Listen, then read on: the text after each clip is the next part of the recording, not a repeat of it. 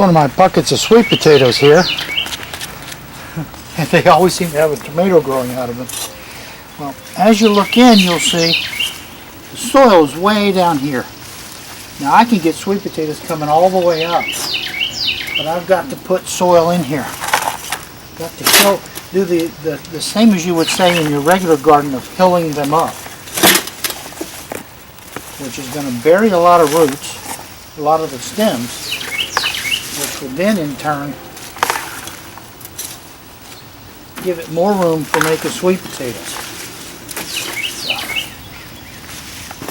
I purposely, when I planted these, only did them half full. So there would be a lot of room for me to add more soil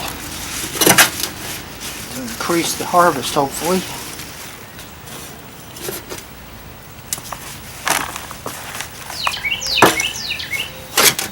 This is my compost that I'm using. So it's going to get a lot of nutritional value. It's all going to be slow release because it's compost.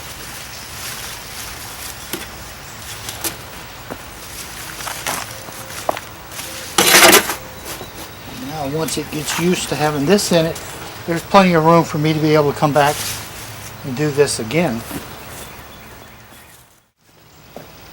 Now I'm going to come up here to the other pot and do the same thing. I may have to go get more soil, more compost, but that's alright. This time of year I have a lot of compost, which is really good because you go through it quickly.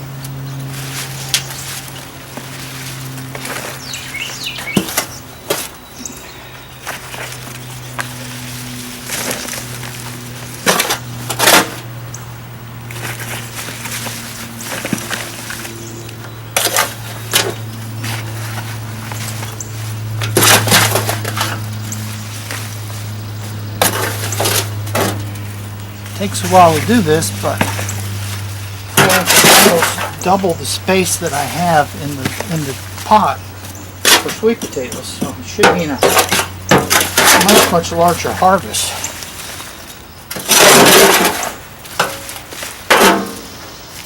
Okay, I've got some more pots of these to do, but you see what the idea is. Now we'll water this in good, and it's got a whole lot more area to be making sweet potatoes. So it's June 21st, Zone 7. I think the sweet potatoes are looking pretty good.